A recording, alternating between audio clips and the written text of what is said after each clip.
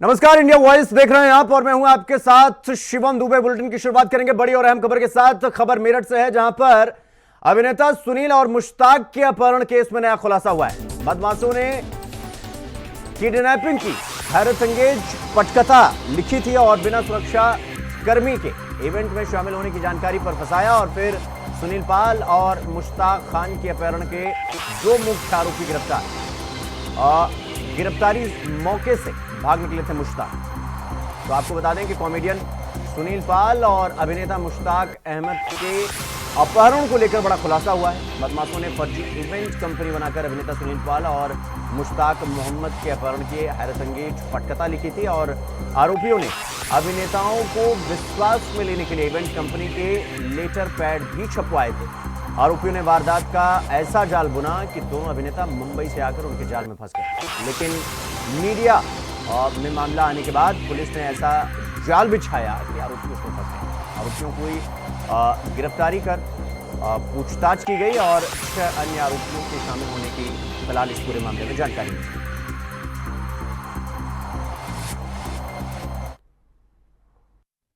देखिए, सुनील पाल जो एक हास्य कलाकार है, एक्टर है, इनका केस 0 FIR मुंबई में दर्ज हुआ था। ये केस कल लाल कुर्ती पुलिस को मिल चुका है, थाना लाल कुर्ती पुलिस को। इसमें कुछ लोगों को हिरासत में लिया गया है, इसमें उनसे पूछताछ की जा रही है। इसमें दोनों ही पक्षों को बुलाकर पूछताछ की जाएगी, जांच पड़ताल की जाएगी। इसमें जो भी तथ्य सामने आएंगे उसके अनुसार इसमें अग्रिम विधिक कार्रवाई की जाएगी। ऐसा ही एक प्रकरण बिजनौर पुलिस को भी मिला है, वहाँ पे भी एक मुकदमा दर्ज किया गया है। वो लोग भी जाँच कर रहे हैं।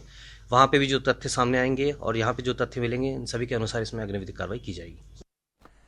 इस खबर पर हमारे साथ हमारे सहयोगी शाहरुख सैफी हमारे साथ मेरठ से जुड़ गए हैं। शाहरुख, जिस तरीके से कॉमेडियन सुनील पाल और अभिनेता मुश्ताक मोहम्मद के अपहरण को लेकर खुलासा हुआ है, क्या कुछ पूरा खुलासा हुआ है और पुलिस की तरफ से क्या कुछ आधिकारिक बयान सामने निकल कर आए? शाहरुख जी बिल्कुल, मैं आपको बताना चाहूंगा, लगातार संदिग्ध मामले सामने आ रहे हैं। पहला मामला इसमें ऑडियो का आया था, इसमें ऑडियो में क्लियर हुआ था, लेकिन जिसकी वाइफ आज मेरठ पहुंची है। मेरठ के थाना लाल कुर्ती में उनके बयान दर्ज होने थे। उन्होंने ये बताया, सरिता पाल ने कहा कि ये ऑडियो वायरल हुई थी।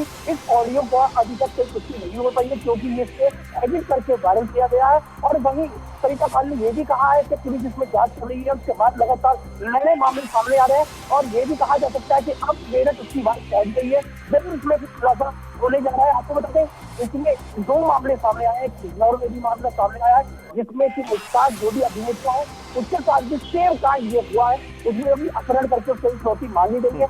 वही सुनील पाल के मामले में भी शाहरुख, किस ऑडियो का जिक्र कर रहे हैं आप और उसमें क्या है? ये बिल्कुल ये एक ऑडियो वायरल हुई थी, जिसमें कि जो फिरौती करता है वो सुनील पाल से बात कर रहा है और कह रहा है कि इस मामले में पुलिस का हाथ पहुंचा है और इसमें किसी तरीके से अब इसमें से निकलना चाहिए। तो वहीं सुनील पाल ये कह रहा है कि इस मामले में अभी आप मुझसे कोई फोन पर बात ना करें और पुलिस का मेरे पास प्रेशर आ रहा है। ये मीडिया में बात निकल चुकी है।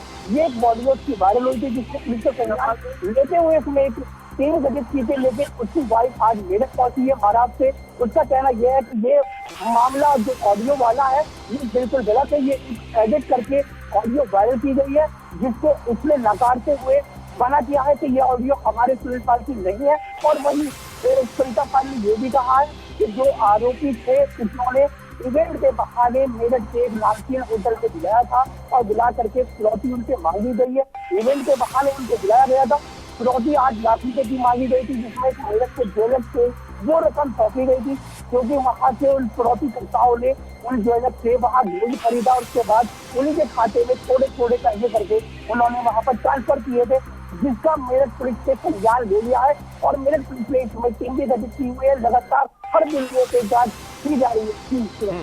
ठीक है शाहरुख, बहुत बहुत धन्यवाद आपका हमसे जुड़ने के लिए और खबर पर जानकारी हमारे साथ साझा करने के लिए।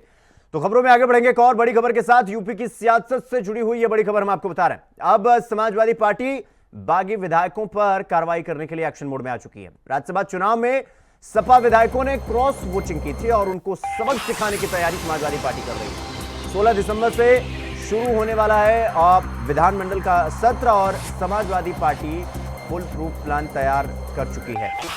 तो सभी पार्टी विरोधी गतिविधियों के सबूत फिलहाल जुटाए जा रहे हैं। सूत्रों के हवाले से यह खबर है कि सबूत जुटाए जा रहे हैं उनके खिलाफ जो राज्यसभा के चुनाव के समय क्रॉस वोटिंग किए थे।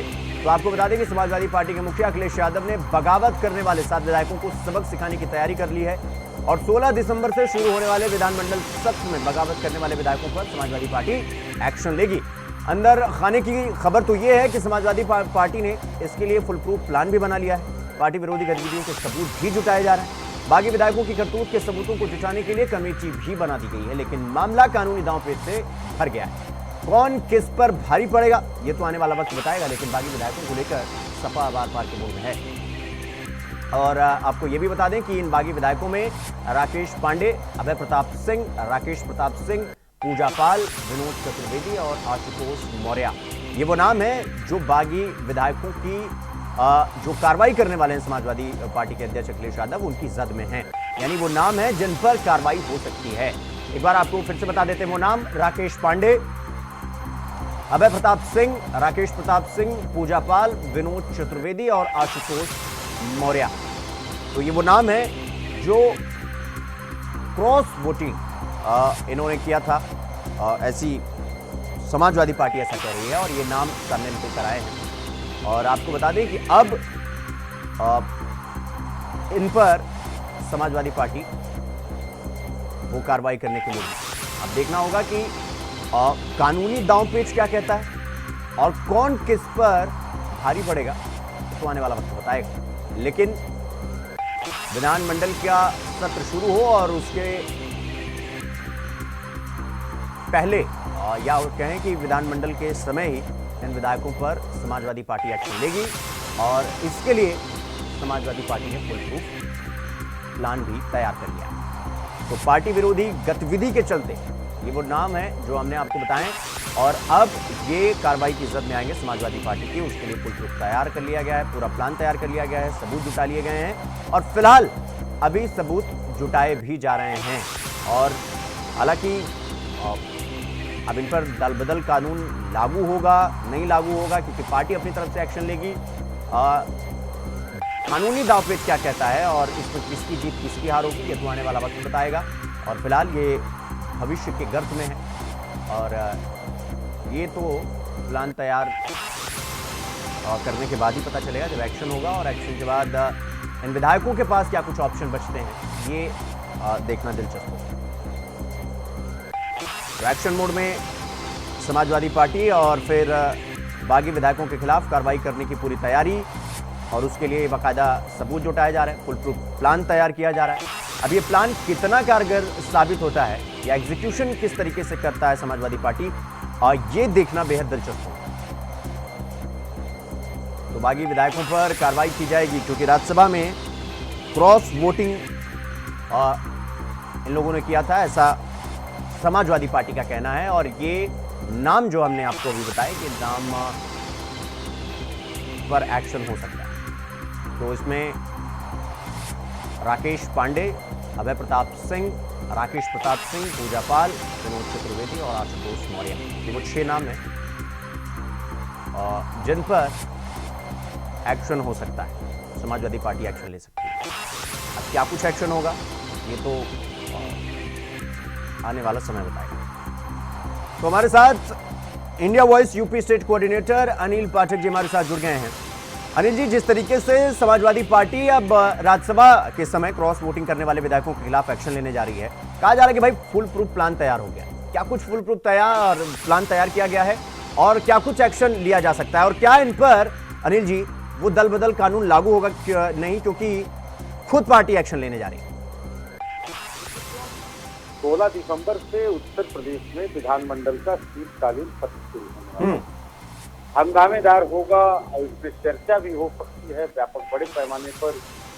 बागी विधायक हैं समाजवादी पार्टी के पास, इन्होंने राज्यसभा चुनाव, उपचुनाव, साथ में ही लोकसभा चुनाव में भी काफी गड़बड़ी की समाजवादी पार्टी के साथ। अब जो है समाजवादी पार्टी अभी तक तो समय का इंतजार कर रही है, लेकिन अब पूरा प्लान तैयार कर लिया है। इस तरह की खबर आ रही है इन विधायकों की करतूत का जो है वो पिटारा विधानसभा में इस बार खोला जा सकता है। समाजवादी पार्टी पूरे सबूत के साथ पार्टी विरोधी गतिविधियों में इन विधायकों की संलिप्तता के खिलाफ कार्रवाई का मुद्दा उठाएगी और इनके खिलाफ कार्रवाई और इनकी सदस्यता रद्द करने की भी पुरजोर मांग करेंगे।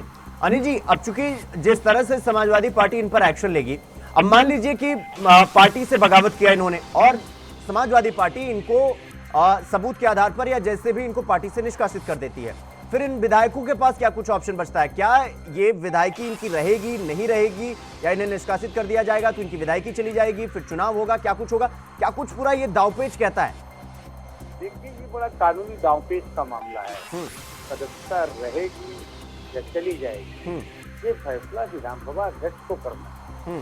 लेकिन समाजवादी पार्टी तरफ से इस बात की पूरी तैयारी कर ली गई है कि इन्होंने पार्टी विरोधी गतिविधियों में हिस्सा लिया और उसके सबूत भी समाजवादी पार्टी ने जुटा रखे। ये अलग बात है कि आखिर ये सबूत कितने मजबूत है, ये विधानसभा अध्यक्ष इसको मानते हैं या फिर खारिज करते हैं, कि अलग विषय है। लेकिन ये कानूनी गड़बड़ झाला है इनकी सदस्यता को लेकर के। अगर समाजवादी पार्टी की तरफ से ये शिकायत की जाती है और विधानसभा अध्यक्ष उसको गंभीरता से लेते हैं, सबूतों को इस बात की पुख्ता सबूत मानते हैं कि हाँ इनकी सदस्यता रद्द की जा सकती है, तो इनकी सदस्यता रद्द हो जाएगी।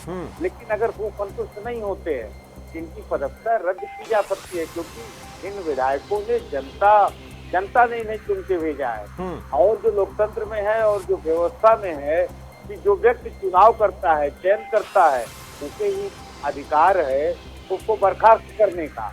तो अगर इसकी सदस्यता नहीं गई तो समाजवादी पार्टी को ये दांव उल्टा भी पड़ सकता है। और विधानसभा अध्यक्ष इन बागी विधायकों को अलग बैठाने की व्यवस्था भी कर सकता है। जो तमाम ऐसे मुद्दे हैं वो उसका खुलासा जो है जो शीतकालीन सत्र शुरुआत होने वाला इस बार काफी हद तक साफ हो सकता है। अनिल जी, यहाँ पर एक दांवपेच ये भी है कि अभी आप ही ने कहा कि इनको जनता ने चुना है, ये जनता के जनप्रतिनिधि हैं, पार्टी सिंबल देती है, पार्टी चेहरा देती है कि इस सीट पर आपको चुनाव लड़ना है। वैसा तो है नहीं। अखिलेश यादव ने कहा कि चलिए एक काम करिए, आशुतोष मौर्य, विनोद चतुर्वेदी, पूजा पाल, आप विधायक हो गए। विधायक तो ऐसे बने नहीं, जनता ने चुना, प्रतिनिधित्व ये कर रहे हैं। अब सवाल ये कि अगर इन पे एक्शन हुआ तो फिर क्या ये जनता के साथ अन्याय नहीं हो जाएगा, क्योंकि अंततोगत्वा इन्हें जनता नहीं चुना है?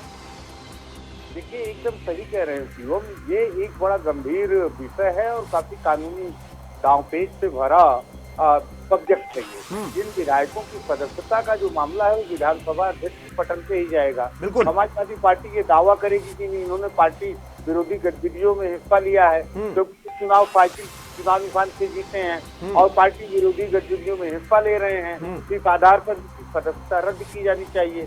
लेकिन वो सबूत किस स्तर के हैं, इस बात से ये कहा जा सकता है कि ये पार्टी विरोधी गतिविधियों में संलिप्त है। तो ये एक बड़ा विषय है और इस पर जो है वो विधानसभा में ही बातें रखी जाएंगी। समाजवादी पार्टी की तरफ से भी अपने जो सबूत जुटाए गए हैं वो रखे जाएंगे। लेकिन एक बड़ा संदेश होगा कि इनकी सदस्यता रहेगी या फिर जाएगी। एक ये बड़ा विषय उत्तर प्रदेश की व्यापक को उलट पुलट करने वाला ये सब्जेक्ट है, जिस पर इस शीतकालीन सत्र में जो है एक्शन हो सकता है।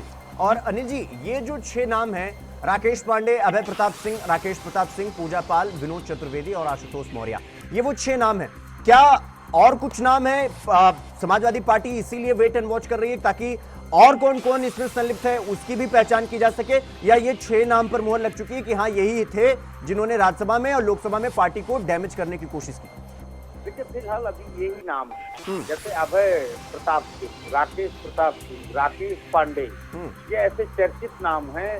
अभी चाहे राम मंदिर का मुद्दा रहा हो या फिर विधानसभा का उपचुनाव रहा, तो खुल करके एक तरह से मैसेज देने का भी काम किया कि हम समाजवादी पार्टी से नहीं है, हमको जनता ने चुन के भेजा है और हम जनता की रहनुमाई करते हैं, तो इसलिए मुख्यमंत्री के साथ टच में रहते हैं। बिल्कुल, हम जनता का काम कराना है, तो काम तो तभी होगा जब मुख्यमंत्री से बातचीत होगी। अब समाजवादी पार्टी ये कह दे कि मुख्यमंत्री से मिलने जाते हैं, तो इस बात का मलाल करना भी ठीक नहीं है। समाज जो सपा के विधायक हैं, बागी विधायक हैं, इनकी तरफ से ये तर्क दिया जाता है। रही बात मंदिर मुद्दा, भगवान राम के दर्शन करने का मुद्दा, उसको लेकर विधायक कहते हैं जो बागी विधायक हैं ये हमारी अलग आस्था का विषय है, समाजवादी पार्टी का अपना मुद्दा हो सकता है, लेकिन हम उससे तो उतना नहीं रखते हैं ताल्लुक। तो इस तरह के मुद्दे हैं जो इस बार जो है शीतकालीन सत्र में काफी हद तक सामने बिल्कुल ठीक है। अनिल जी, बहुत बहुत धन्यवाद आपका हमसे जुड़ने के लिए और इस खबर पर हमारे साथ जानकारी साझा करने के लिए, चर्चा करने के लिए। तो रुक करेंगे अगली खबर की ओर। आम आदमी पार्टी के राष्ट्रीय संयोजक अरविंद केजरीवाल ने एनसीपी शरद पवार वाली एनसीपी उनके साथ उनके प्रमुख शरद पवार से उनके दिल्ली स्थित आवास पर बैठक की और बैठक में इंडिया गठबंधन को लेकर ठोस रुख अपनाने और रणनीति बनाने को लेकर चर्चा। आम आदमी पार्टी के संयोजक अरविंद केजरीवाल ने स्पष्ट कर दिया कि दिल्ली में आगामी विधानसभा चुनाव उनकी पार्टी सिंगल हैंडेडली जाएगी, यानी अकेले ही लड़ेगी और इस चुनाव में कांग्रेस के साथ किसी भी गठबंधन की फिलहाल कोई संभावना नहीं है। कांग्रेस और आम आदमी पार्टी के बीच गठबंधन की चर्चाओं को दरकिनार करते हुए दिल्ली के पूर्व मुख्यमंत्री अरविंद केजरीवाल ने अपने सोशल मीडिया प्लेटफॉर्म एक्स पर पोस्ट करते हुए यह साफ तौर पर लिखा कि उनकी पार्टी अपने दम पर चुनाव लड़ेगी।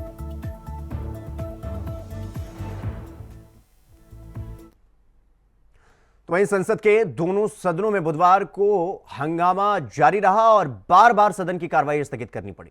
कांग्रेस के नेतृत्व में विपक्षी दल सरकार को लगातार घेरने के लिए संसद परिसर में रोजाना प्रदर्शन कर रहे हैं और इसी क्रम में आज लोकसभा में नेता प्रतिपक्ष राहुल गांधी ने आज अनोखा विरोध प्रदर्शन किया और रक्षा मंत्री राजनाथ सिंह जैसे ही कार से संसद परिसर पहुंचे, प्रदर्शन कर रहे राहुल गांधी राजनाथ सिंह के पास पहुंचे और उन्हें गुलाब का फूल और तिरंगा भेंट करने लगे। इसी दौरान कांग्रेस के अन्य सांसद भी रक्षा मंत्री को गुलाब का फूल देने लगे तो वो आगे बढ़ गए। जानकारी के अनुसार विपक्षी सांसदों ने बुधवार को संसद के बाहर सरकार के खिलाफ अनोखा विरोध प्रदर्शन किया और एनडीए सांसदों को गुलाब का फूल और तिरंगा झंडा दिया।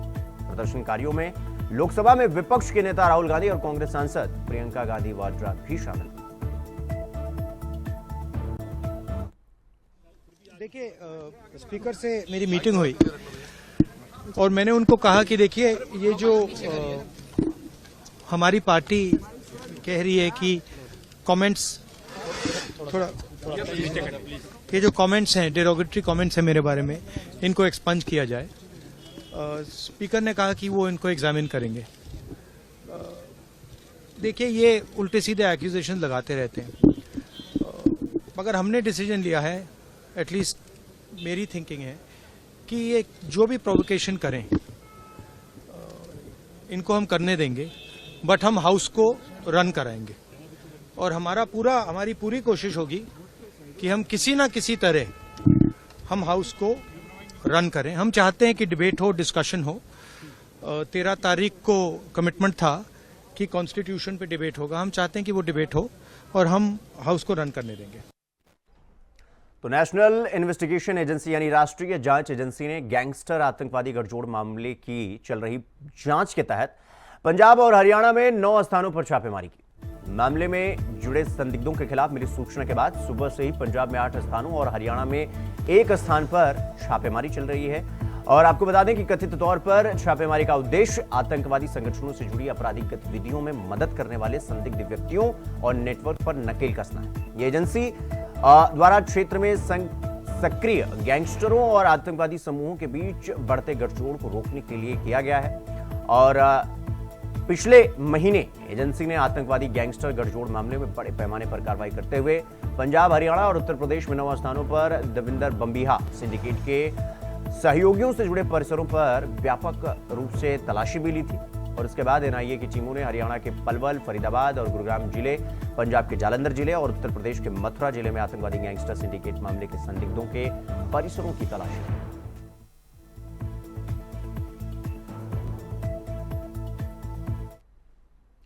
तो अगली खबर मेरठ से है, जहां गरुड़ क्रूज को अब ब्रजरथ के नाम से जाना जाएगा।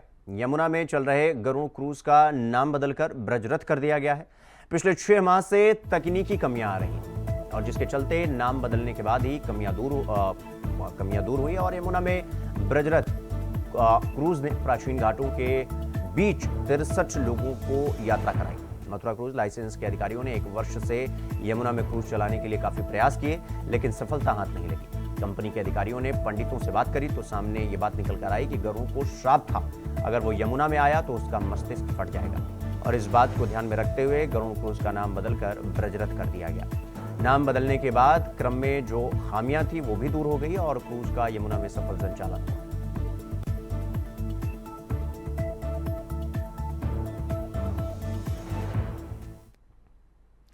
तो संभल जिले में बीते दिनों जामा मस्जिद के सर्वेक्षण के दौरान हुई हिंसा का मामला लगातार तूल पकड़ता जा रहा है और इस हिंसा में मारे गए मृतकों के परिजनों ने मंगलवार को दिल्ली में कांग्रेस सांसद राहुल गांधी और प्रियंका गांधी से मुलाकात की। जेल में बंद आजम खान पर उत्तर प्रदेश में सियासत गर्मा उठी है। किसी गैर या अपनों ने नहीं बल्कि खुद आजम खान ने सियासत को गर्म किया है। एक तरफ जहां जेल में आजम खान का लेटर बम फूटा तो वहीं दूसरी तरफ जौहर यूनिवर्सिटी की जमीन से जुड़े 27 मुकदमे सुर्खियों में। जेल से लेटर के रूप में फूटा आजम संदेश में मुस्लिम लीडर पर इंडिया गठबंधन पर सवाल खड़ा किया है। मुसलमानों के हालात का जिक्र करते हुए संभल हिंसा पर संसद में सियासत पर भी सवाल किया गया है। हालांकि आजम खान का जेल से आया ये संदेश रामपुर सपा जिलाध्यक्ष अजय सागर के लेटर पैड पर है। जौहर यूनिवर्सिटी से जुड़े 27 जमीन संबंधी मामलों पर एमपी एमएलए कोर्ट में आज सुनवाई होनी है। आजम खान के वकील का यह कहना है कि 27 मुकदमों को एक करके सुनवाई की जानी चाहिए। निचली अदालत में इस डिमांड को खारिज कर दिया है, जिस पर आजम खान के वकील ने रिवीजन फाइल किया है।